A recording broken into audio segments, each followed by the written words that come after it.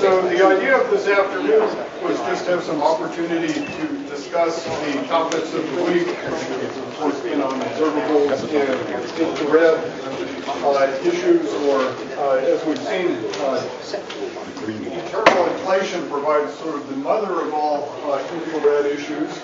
So we'll talk some about that. So these are some possible menu items. I guess Don isn't here. There was some remaining controversy back and forth in particular, which I see him. Don shows up. He might want to say something about it. Well, Yeah. yeah, I don't know. We don't have to draft him. There were, at least I think in my mind and others, some questions about these sort of ADM clocks and rods of Bianca's. Is having her say a few more words about explaining how those work.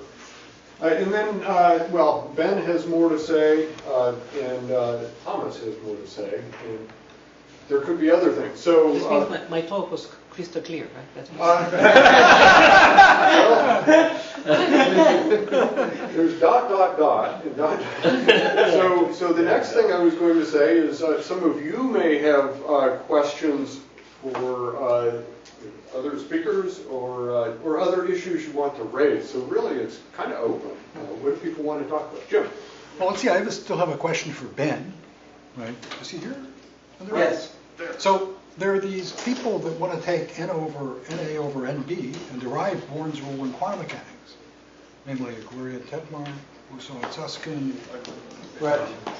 and Vienkin, I think, also. Right? So what's your opinion? So we don't have quantum mechanical probabilities. We get them back, counting. I don't know. Do you have an opinion, Steve? I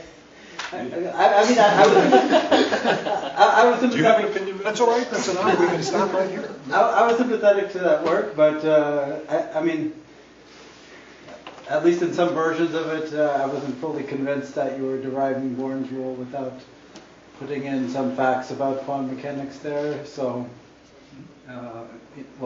in detail, I don't know if I'd be ready to say that they have that they've eliminated the need for the Born rule. You can't derive Born's rule from pure logic. So some assumptions have to be made.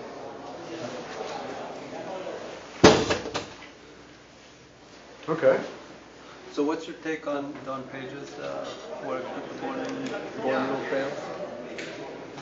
Oh, Don Page's, he has the Born's breaks down. Well, Thomas, let's see. The Born's rule is alive and well for third-person probabilities of what the universe is. If you want to calculate probabilities for observations, then, as Thomas described, you get, it's not simply the squares of amplitudes. You have to sort of sum over the alternative ways it can be observed. So I don't think there's any problem the way he states it. And furthermore, Don agrees with that. So there's no problem with Born's rule. It's Born's rule is applied to this problem of when we're duplicated as exactly in physical systems in the very large universes. But I guess the point is to calculate by third-person probabilities. I guess you mean, probabilities for some global situation, right? So you're saying there the Born rule is sufficient? Global and local, right? It's just the usual story. What is the universe like? However, of course, grained, it's locally or globally. Either way, it's Born's rule. Find a wave function, square it roughly, act on it with a projection, ask your question, and square it. You would agree with that. But at some stage, you guys need to make some further decision about how you're going to translate that into local probabilities. Well, they could be local, but you have to take into account that we are physical systems within the universe. Like we only have a probability to exist in any one Hubble volume, right? And therefore, if you want to calculate, for example, as Thomas said, in a large universe, you get is favored because there are more places for us to exist. That kind of issue. Right. Right. So that you would call that global, I guess. So yes. So I don't think there's a problem at the level he states it. Something wrong with quantum mechanics.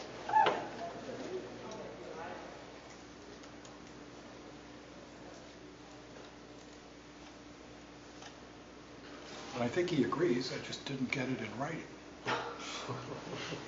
Well, I did, actually. Mark, who's here, we wrote a paper on all this. I did. Carefully.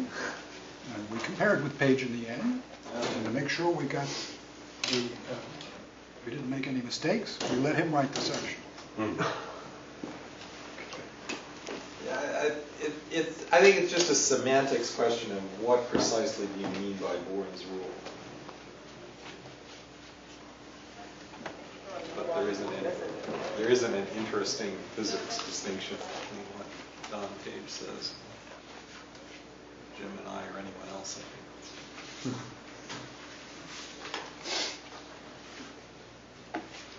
Okay. Well, so that's Bourne's rule. Steve? I'd like to hear some more about this, the connection between firewalls and internal inflation, or how the problems coincide.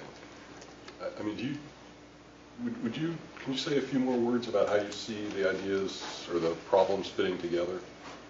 I mean, Yeah, I can say briefly. Well, Yeah. I'm sorry that let me just draw a picture. And maybe if you're going to talk for more than 30 seconds, pick up the microphone. Okay. Because we're listed 10 times a report. But I will try not to. Yeah. Well, yeah, my comment was just, so the picture I drew before was this issue about yes. this end of time issue, and how we were being too crude in cutting these things off. So the conclusion there was that in the context of eternal inflation, there, I think what we need to do is we need to extend the description beyond the causal patch. Right. Or really, I mean, like, why did we want to focus on one causal patch? Because basically we thought there was a danger that some operator over here and some operator over here might not commute. Those might not really, we might be overcounting degrees of freedom, right? So really this is a question about commutators. And I guess Eva and is calculating these commutators, right? So I think the point is there's I mean, we can actually calculate what these commutators look like. Wait, right? we're So not directly calculating commutators. That's what people Well, did with string okay. spreading in the past. But if you want, we find you're nodes- calculating calculating non-local effects due to string spreading, right? And I think if you mean by non-locality what I mean by non-locality, that's related to operators not commuting in space like separation. No. It's causal. It's perfectly causal. It's The points would be on the horizon. yeah. See, we Not at spatial separation, but there would be 2 points on the horizon. So what would you say about operators at these points commuting? You have nothing to say about that, or? Nothing direct. nothing direct. So Let me we draw. we do a check of whether it's consistent with early and late universe cosmology, and it is. You could question, you have to ask that question. Yeah. Because in late universe cosmology, you have a distribution of matter along homogeneous slices, and the matter falls across observer horizons with Right. large relative boosts. And the reason that it's fine with that is simply because the universe isn't old enough to be in the regime where that boost actually becomes very large. Right. So plus there are details about when the spreading is detectable, and that puts a lower bound on the mass of the detector. In a context like cosmological horizons, the analog of the Schwarzschild radius is the de Sitter radius, which is absolutely gigantic, and so it is consistent with late universe cosmology. It's not predicting some kind of end of time thing like you have there. No. Okay. Let me leave you guys out of it. So my point was, we had, for various reasons, we thought that these degrees of freedom were not independent of these degrees of freedom over here. My only point about it would be nice if we could somehow if we could quantify that better, right? So far we're just kind of using a rule, right? The rule is if you restrict to one causal patch, then you can do effective field theory, and in larger regions you can't. But let's say there were firewalls. Let's say the worst happens. They're just firewalls. That's old black holes have firewalls. I don't know how old you want to take them. Whenever you want. What would that say? Well, I think the firewall is still a violation of effective field theory. So in the black hole case, let's just draw the black hole picture. So, all right. So the firewall argument involves some Hawking radiation, some partner, right? And these things all fit within one causal patch. Well, I think that's worth calculating more, but let's just say they fit within one causal patch. All right. So then, as long as you believe unitarity, okay, then you have to violate one of the other things. So you either have to violate the equivalence principle, or you have to violate causality, right? You need a non-zero commutator here between these things. Right, So you either have to violate the equivalence principle, which I'll take to be part of effective field theory, or you have to violate causality. Right? Yeah. And so this is kind of going from the other direction, right? This is saying even in one causal patch, there's effective field, and even when the energy densities are not high, then due to whatever, large relative boosts or whatever, then there's effective field theory violations. Okay? So I think what this is pointing to is that, black hole complementarity was maybe a good zeroth order or a good first order idea. It was that, okay, effective field theory will work roughly within one causal patch. But these two problems are telling us that we need to refine that. So there'll be failures even within one causal patch. And we know kind of from inflation that you can describe things a little bit beyond one causal patch without having major problems. And I think what we need to understand here is, what's the right physical way to understand the fact that these degrees of freedom are not independent of each other? And it's probably not by just hacking off spatial regions. You're asserting they're not independent of each other. Yeah. Is that clear? Well, I gave my argument. So the de Sitter entropy is one argument. The fact that they're out of causal contact is another argument. So I'm just asserting that the global description of de Sitter of eternal inflation and string theory makes use of more degrees of freedom than you should really be allowed to use. Well, maybe the stronger argument is what you said, that, if you try to formulate a sensible calculation, if you allow this, ultimately you seem to get into trouble. That's right. And then sensible people can just say, well, you're calculating the wrong thing. And then they have to say what you should be. Right. Okay. So, one analogy for this is the black hole analogy, where you want to say that or maybe you want to avoid this, but at least one traditional thing to say would be that stuff behind the horizon is not independent of stuff that's in the Hawking radiation. Right? But suppose we take, as you said, there are two options below the violation of effective field theory. One is a breakdown of the field theoretic, of the regular equivalent principle. That's what we're finding can happen in string theory. Yeah. And how would that play out in your left-hand picture? Yeah, so it's possible that I could adapt something like your argument to argue that these degrees of freedom, if I trace them back, there's some large relative boost or something. But I don't see that. So it's not obvious that would help with this sort of thing. So in that case, it would be more of an analogy. We need some way of trying to quantify the fact that these degrees of freedom are redundant, are not. So by the way, Sean Hartwell told me it's sort of obvious, probably people already thought about this before, but weak, field strengths, weak curvatures are not in conflict with the breakdown of effective field theory for a trivial reason. So here's an example, just a very weak electric field permeating space.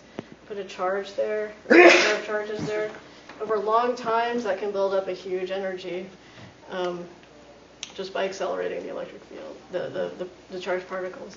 So the weakness of the curvature, it's not that surprising to find a breakdown of effective field theory despite weak field strengths, in this context, weak curvatures, over long times.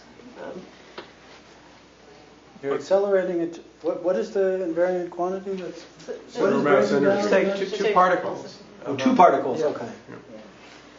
And I guess we have things that vaguely smell like that in de Sitter space. And in black holes, is, Yeah.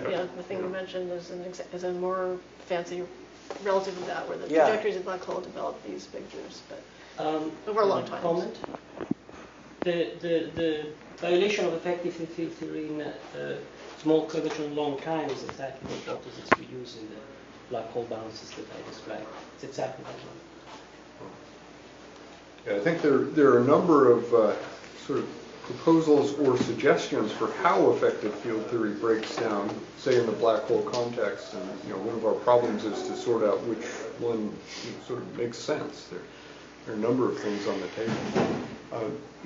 One other perspective on this, though, is that the black hole horizon and de Sitter horizon, in some respects they're similar, in some respects they're somewhat different, right?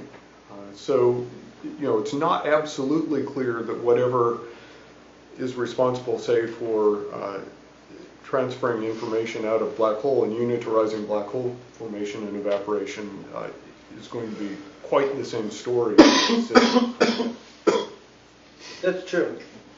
Yeah. Can I make a comment with what you just said? Emma, so if you actually take into account the back reaction of particle created in this electric field, right? I'm not even I'm not doing the Schwinger effect. Yeah, but if you include it as the, Okay. when you include this, the created charges will eventually move to compensate for the field, and eventually everything will be fine again. So, so I think that if you take So that depends on the rate for that depends on the masses of these charges. well, but I mean, in an abstract theory, not in the real world, I don't know. Eva, you just want to do it with gravity turned off, say. Right? You just have electric fields and Well, charges. gravity's turned off, but he's asking about the Schwinger effect, I think. Oh. yeah. I mean, the back reaction. If you include within your effective field theory description the back reaction, things might become better. That's what I'm saying. But Schwinger is a non-perturbably slow process, right? So. It is exponentially spread. So. But you have huge volume, so I mean. Yeah, you can ask how big of. You still have a long time to accelerate charges Yeah. before the field decays. But in that example, exactly what's the breakdown? You're saying the particle eventually will get a large center of mass energy or something? Right, so it's not a huge surprise. I'm just saying the weakness of the fields and the smallness of the initial center of mass energy of the two particles doesn't conflict with the fact that later they develop this big center of mass energy taken from the field, which has infinite energy because it goes over all space, but it's very dilute.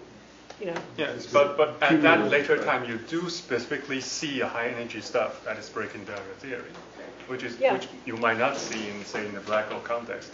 In the black hole context, we're talking about something that's been known for quite a while, that you take pairs of trajectories separated by times longer than Schwarzschild, and they develop an exponential relative boost. So there is a big center of mass energy there in the center. If you actually put those particles in, they will break down something. Well, that's the question, is how much that buys you, but the fact that there is a big center of mass energy is trivial. It's a consequence of the... Yeah, there's a big relative boost as a consequence of the fact that, the near horizon space-time being like Rindler space, and people who come in at different times have huge relative boost. But that's because the black hole did the acceleration. Rindler space by itself wouldn't accomplish that. Yeah, But the same thing would happen at the de Sitter horizon, at least if you would put those particles in, right? Both statements. So if you did the de Sitter horizon and you dropped in particles across it, and static patch de Sitter time translated times, it would be true. But more to the point in cosmology, it's also true that if you distribute matter along the homogeneous spatial slices and you look at that as an observer, you'll see those things cross with a big relative boost. So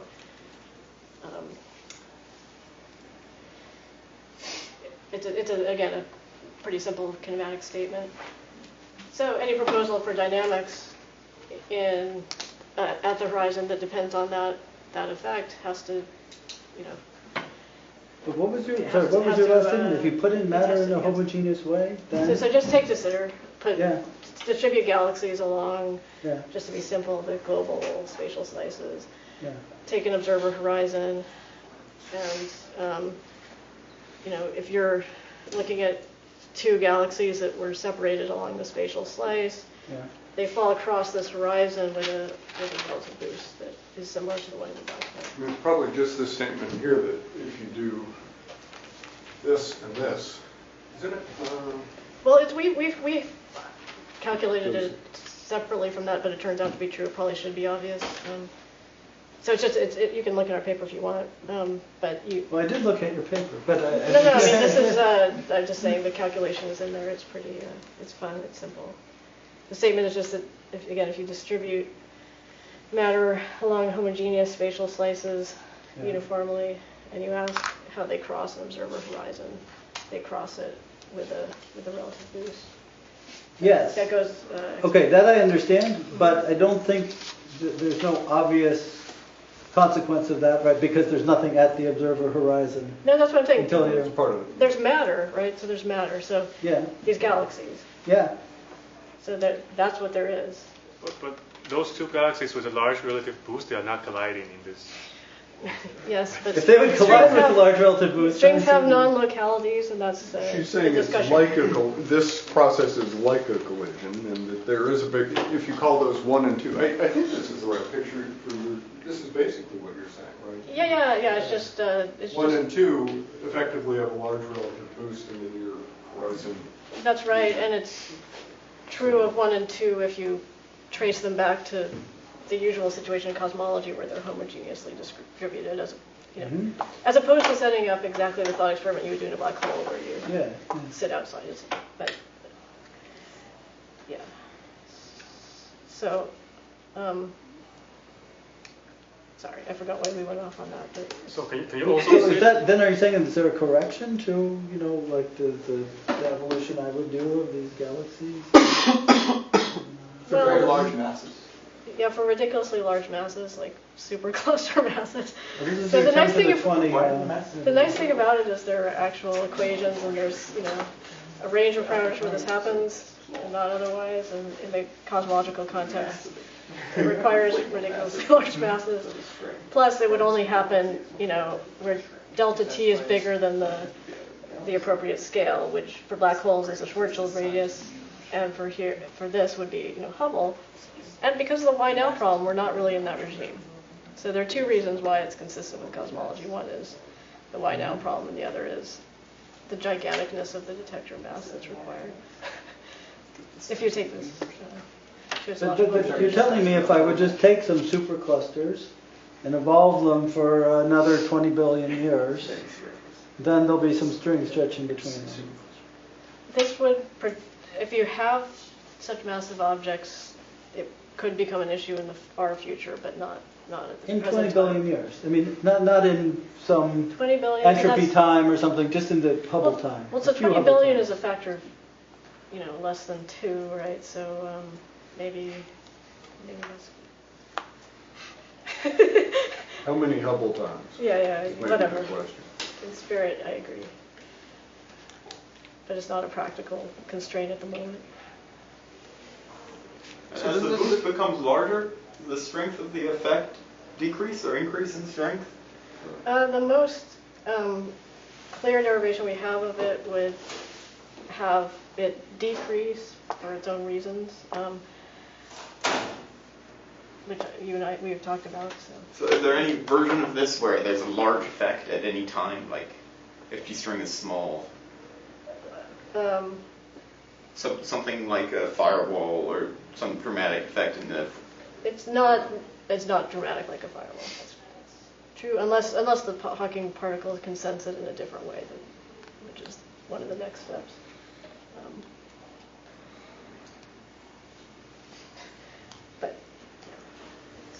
It's still distinct from effective field theory. So what happens from the point of view of a ring-bearer observer? Some guy with constant acceleration, and he sees stuff falling through its apparent horizon.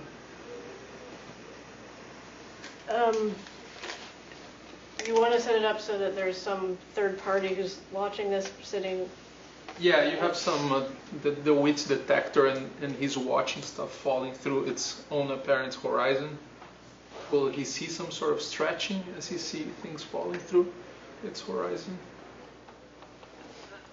I'm still trying to catch up to this setup. So we have an early probe and late probe, and actually it requires that late probe to shoot off some other secondary detector. So it's allowed. We need all of that to even have this effect. Now you're adding somebody else. I'm sorry, doing what again? Is the person you're adding the detector of the spreading, or are you adding somebody else? Maybe you could draw a picture. Well, maybe I'll ask you. Yeah, I'd love to hear what you are asking. Maybe I'm confused. I wonder, there were a couple of other things that were put up to, well, I guess Thomas had more to say on finishing his talk, basically, and I guess Atsushi, do you want to Okay, so I say can anything try, about, yes. there was a question of this inner product. Inner product. But, Yes, scribble down some things there, maybe. unless people have more people pressing don't things that they would like to hear, but there's a couple of suggestions. I would like to hear more about this non-locality. I'm not sure. You mean the we might string have to story? talk about this or. Yeah, there's going to be a talk in Jerry Fest. Okay.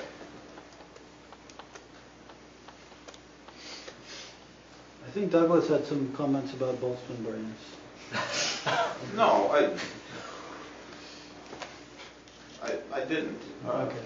What do we let? I guess the only. My stuff is a bit about DSCFTs, holography, You know. Okay. and Hartle-Hawking. Okay. You want to take 10 minutes or something? Yeah, maximum. Yeah. Okay. Yeah, so I wanted to say something more about the complex structure of those Hartle-Hawking saddle points. So this is not in the context of false vacuum return inflation. It's in the context where we might hope to preserve somewhat of a manageable asymptotic structure. But this is the context of, say, chaotic inflation. So we have these various saddle points starting at various places of the hill, and the geometric representation that I gave of those saddle points yesterday was essentially a geometry which is complex, where the deformed force sphere goes over in an inflating Lorentzian universe. But really, what are these solutions? These are complex solutions of the Einstein equations, and we can think of those solutions in the complex time plane. Let's just do no fluctuation so far. So we have these solutions are complex solutions for a scale factor and a scale with regularity conditions at the south pole. That particular geometric representation of that complex solution is one along which we connect the south pole to our boundary configuration, and let's be explicit about it now, a boundary value, a real value of the scale of the complex function A, boundary value B, and a real boundary value of the complex bulk scalar field phi, chi. That's our boundary condition. Wait, why don't you pick up that, if you could, the microphone? Oh. Okay, so. You don't have to repeat it. And then these are the two boundary conditions that are behind those saddle points. But that particular geometric representation of the saddle point is a representation along a particular contour in the complex time plane. It's a representation where we go first this way and then up. Along this part of the contour, the geometry is approximately Euclidean and complex, and along the vertical part of the contour, the geometry is approximately Lorentzian and real. And the Euclidean action that I wrote down yesterday has these essentially two contributions. It's complex, of course, the Euclidean action, but its real part comes mainly from the first branch of the contour, and its complex and its phase mainly comes from the second part of the contour. So that's the story I explained yesterday. But there's a cute different contour which runs the following way, which runs this way.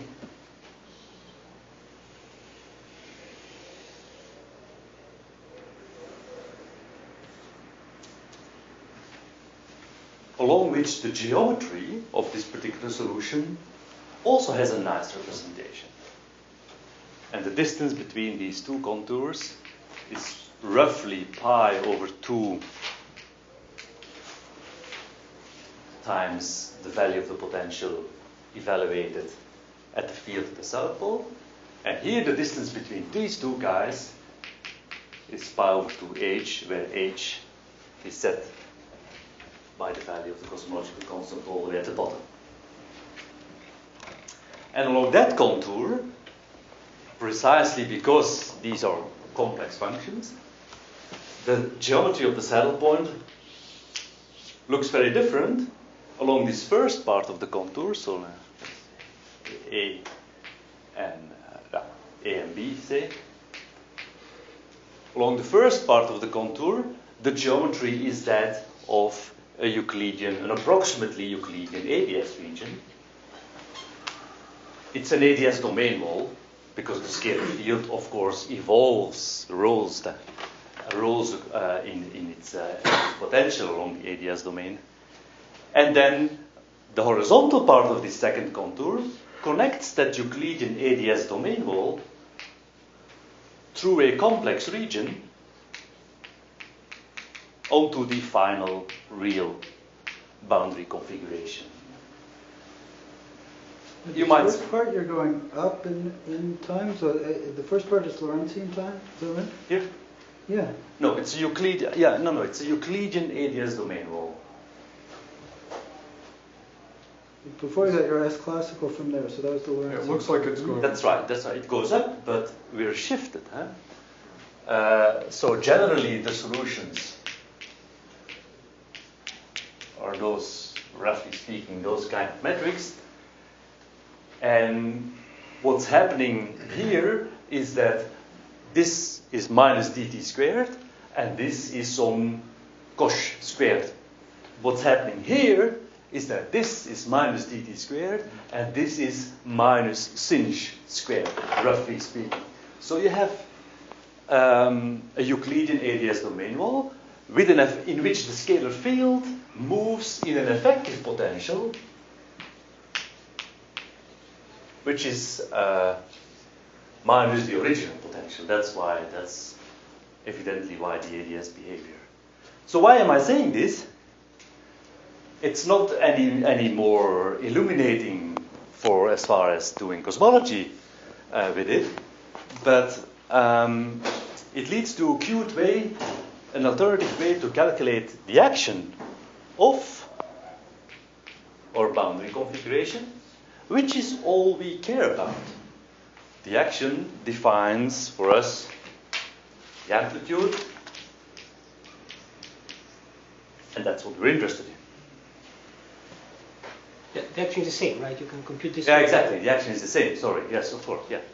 The action is the same. And so what happens is that along the vertical part of this second contour, the action IA, say, is minus what we call in Euclidean ADS CFT the regularized domain wall action, plus what we call in the ADS CFT the counter terms. And the action of this complex bit, from there to there, so IB, is minus the counter terms plus I times the counter terms. In other words, it's purely local, independent of the specific state or of the physics in the interior. And I wanted to say this to connect to a little bit to what Juan was saying earlier this week. So we have this is, in this specific context, restricted context, of course, because all this business assumes we have a kind of reasonable asymptotic structure. So that's why I'm working in a case without tunneling and so forth. We assume we have this kind of rigid structure. But it does say something. It means that the Hartle-Hawking wave function in cosmology is that there's an alternative way of thinking about it in this restricted context in this way. In other words, viewed from an ADS perspective, we're interested in... Before that counter terms, it's Oh, I. yes, counter. Yeah.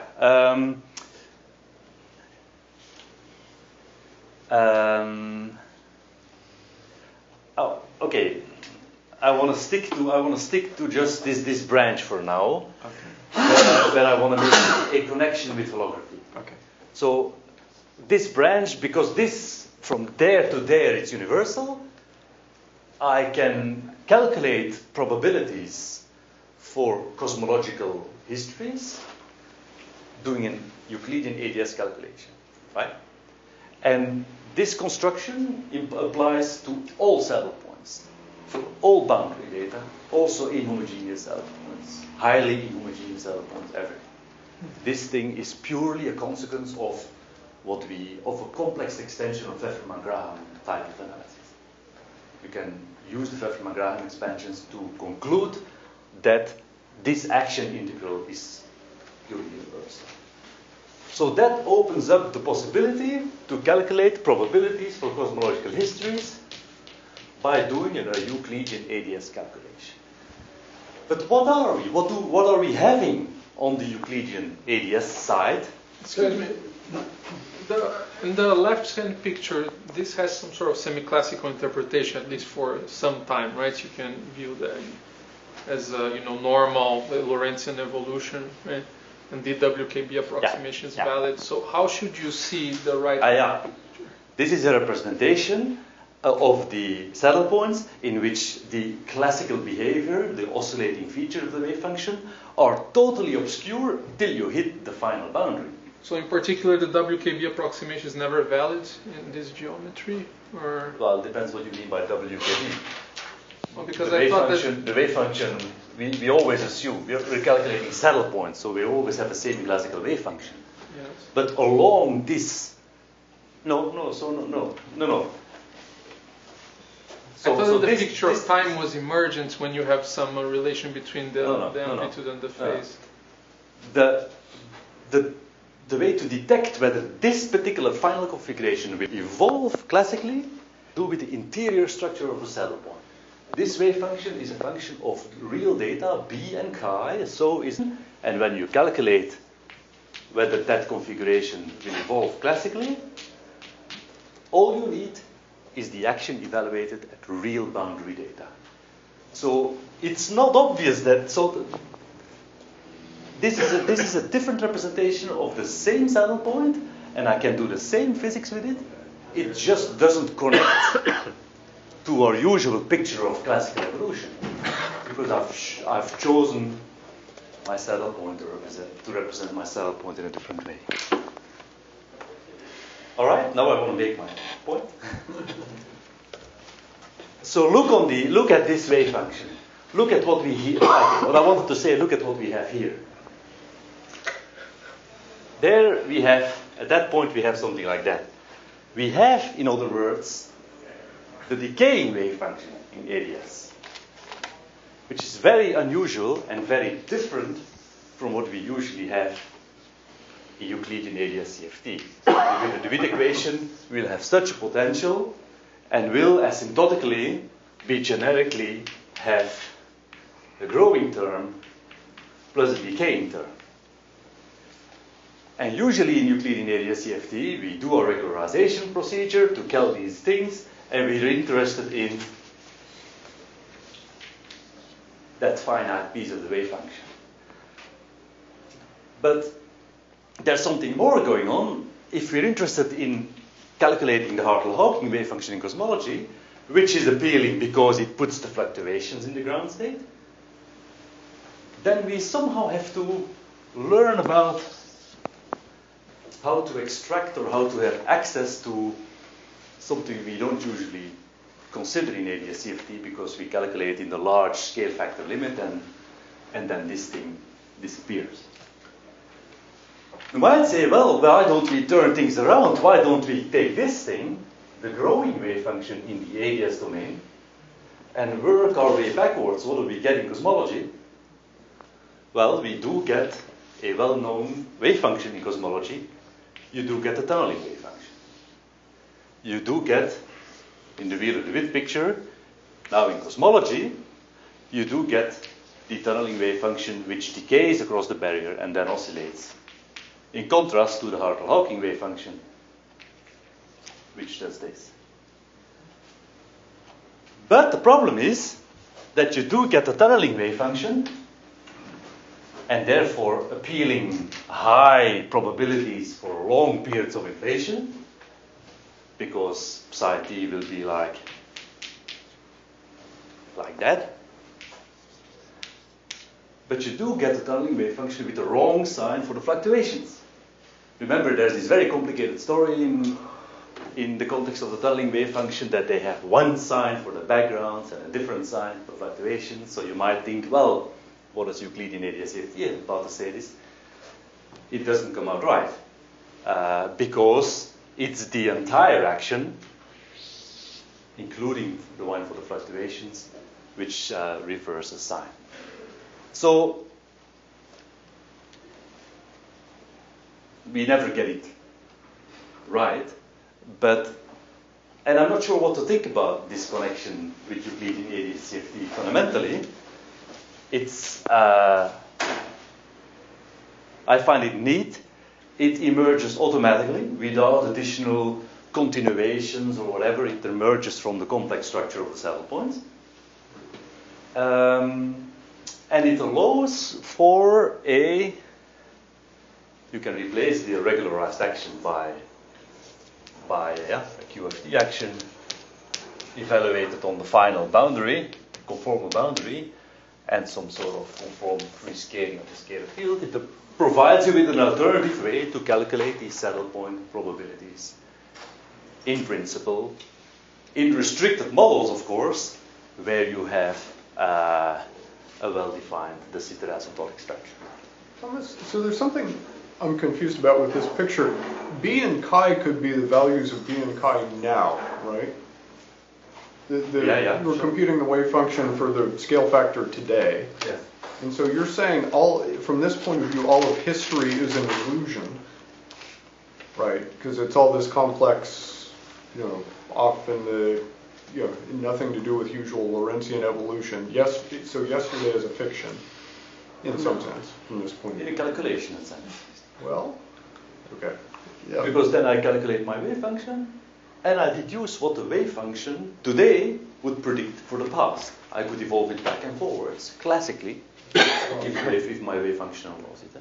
So this you're just saying we got here from, if we got here from the pink trajectory, then yesterday is an illusion. Oh, no, but this is just a way to evaluate the saddle points. There's a distinction I always make between the saddle points and the actual histories that we predict. So the history does have a past singularity, right, in general? Yes. If you were to calculate the Lorentzian history, starting from the amplitude you get there, as long as you're in this regime, you're allowed to do this. And then you never run into a singularity. Right. Okay, so you can evaluate you can evaluate the wave function at various values of b and go down, okay? And so then you would essentially trace our classical history. That would be a classical history derived by evaluating the wave function at various times, and it would follow exactly a classical trajectory until you get into this complex region of the saddle point, where this condition fails, and it's genuine will-to-bit evolution that takes over. Right, but for that you need the UV information about the theory, right?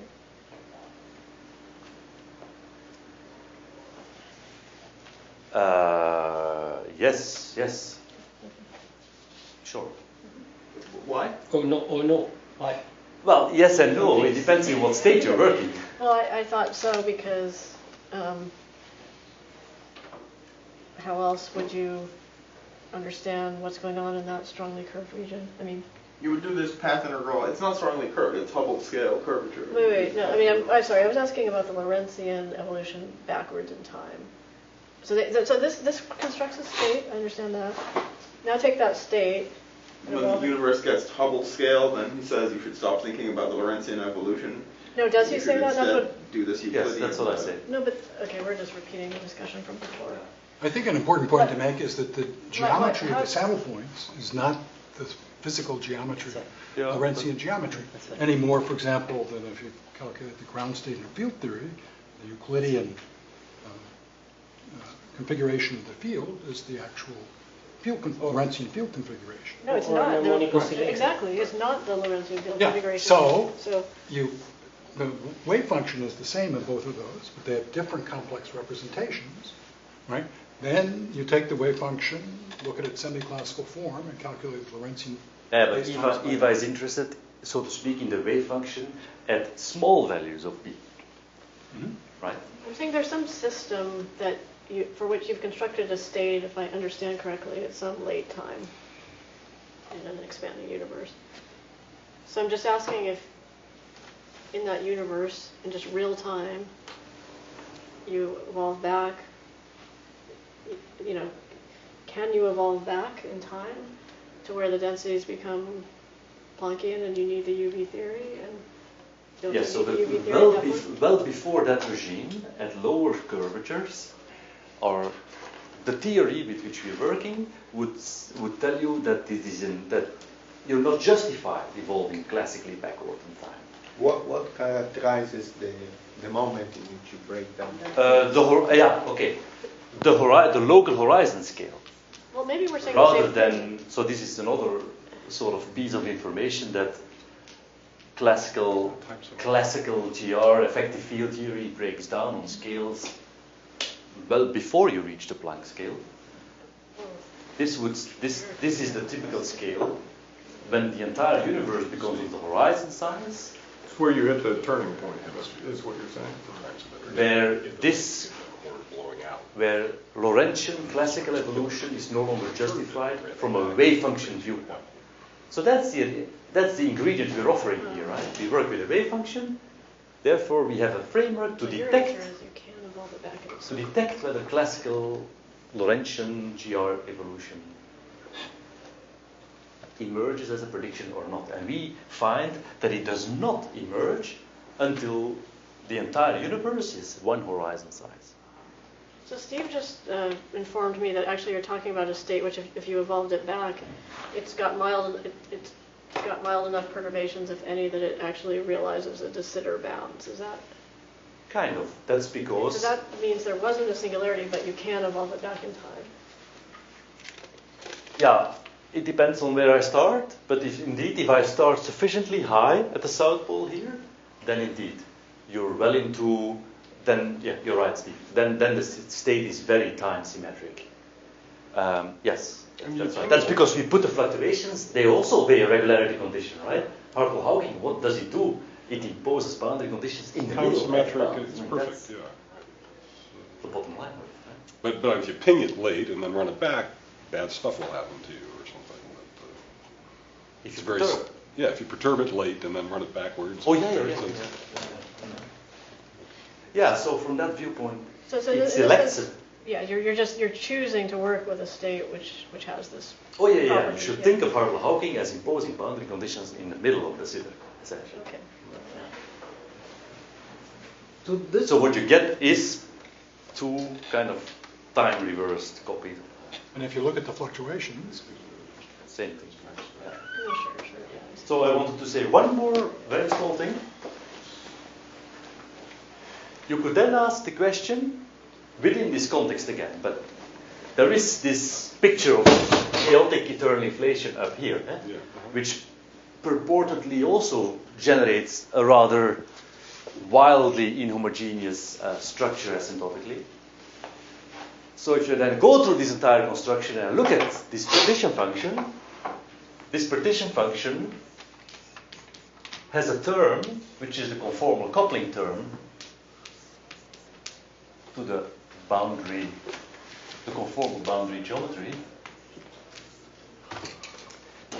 which suggests that if you make your asymptotic structure too inhomogeneous and include yielding an asymptotic metric which deviates too far from the round tree sphere, you may run into problems. This is all very nice as long as you're on the round tree sphere asymptotically, or as long as the curvature is greater than 0.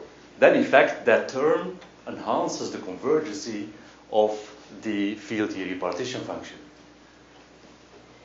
But if you buy that eternal inflation picture in this particular context, and you generate locally negative and locally positive curved patches and so forth, this is unlikely to converge.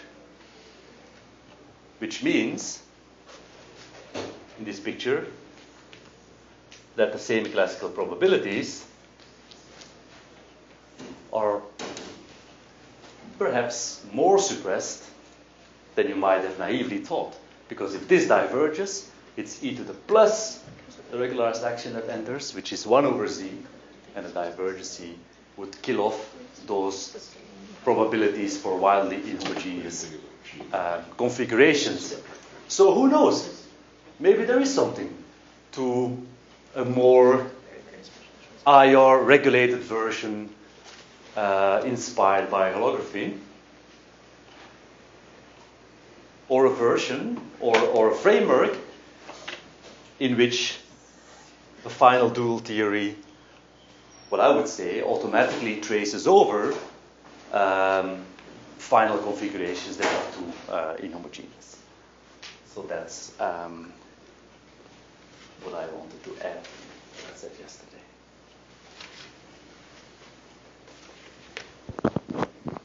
Any other comments or questions on that?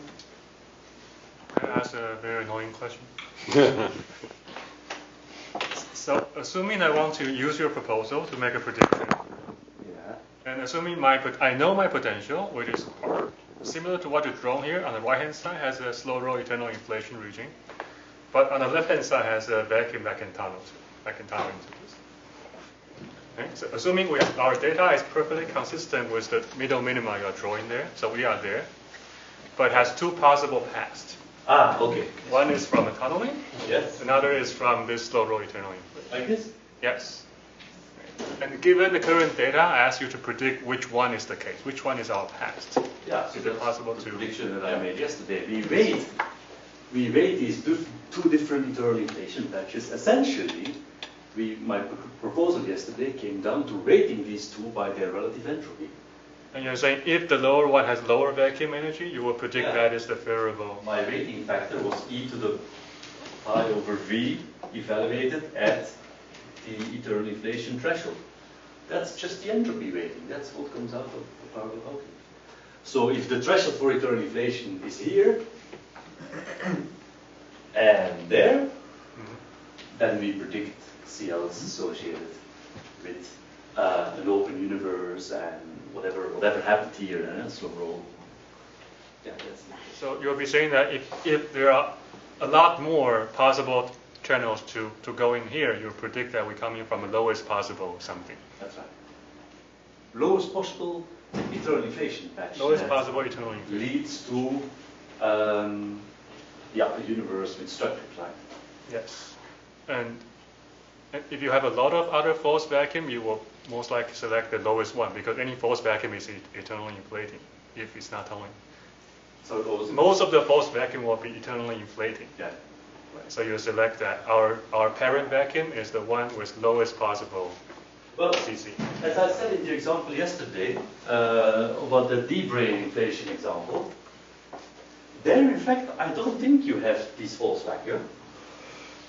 In addition, we didn't find a single realization of eternal inflation, which was of the false vacuum type, in that particular corner of the landscape.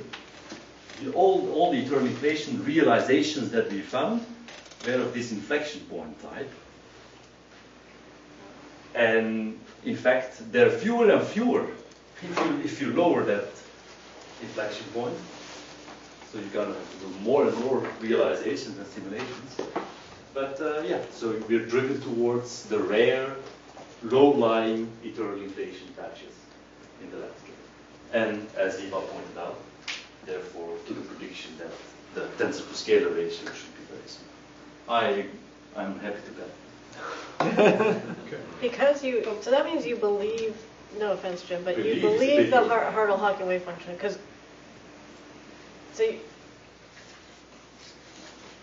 because what you're testing is a do I have to combination. express my belief in the bet? I'm happy to bet that the Hartle-Hawken wave function predicts a low tensor to scalar ratio. But then are you betting that that's what will be seen? Sorry?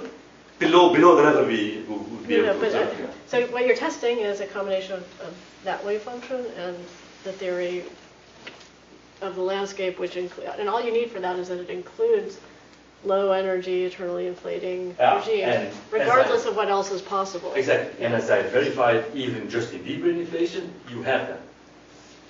We found it. Yeah. So you have to verify that. You really need to make sure the 700. Higher dimension operators that are canceling the deep brain inflation will do that for you. But yeah, we found them at the level that Leon found. Okay, good. Okay, so 26 terms, right? Huh? Well, 26 free coefficients. He found of order 700 operators. Yeah, well, then if you include higher terms. No, it was like 700 operators that matter because it's not just.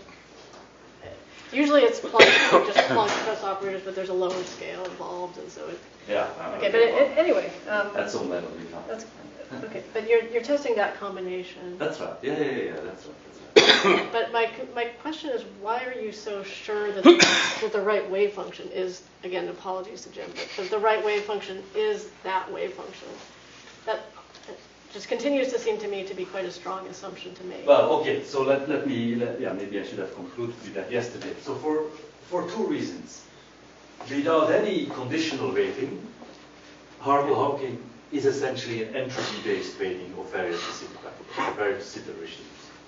That's the e to the plus 1 over v at the south pole.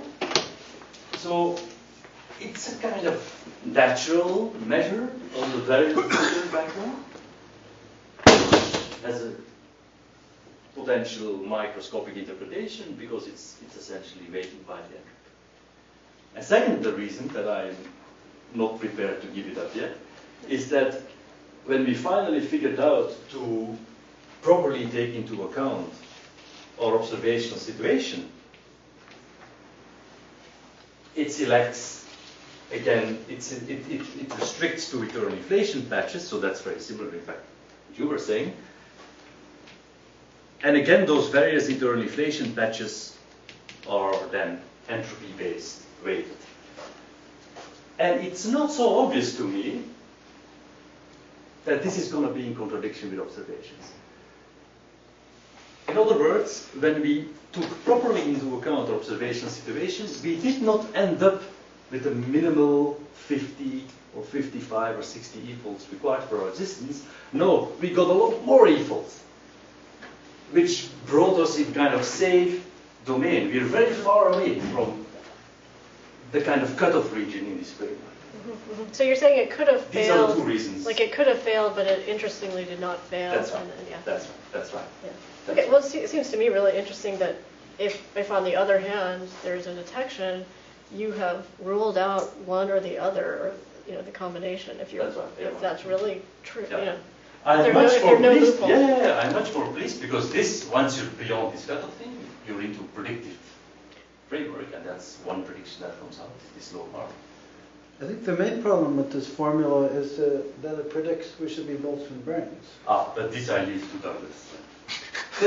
I think that was his comment.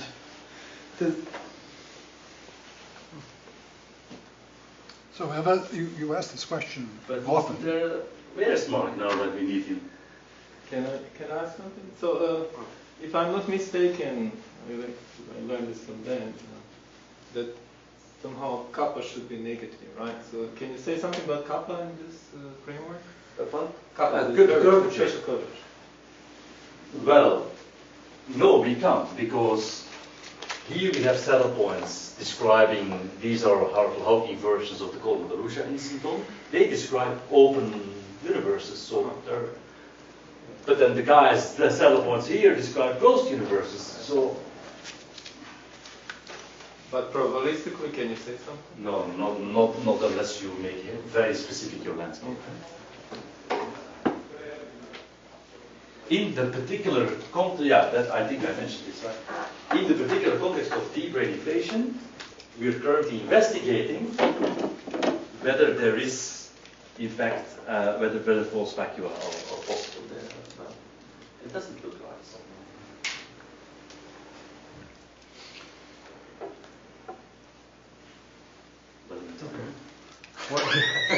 What is getting a little late, so maybe we should continue other discussion more informally.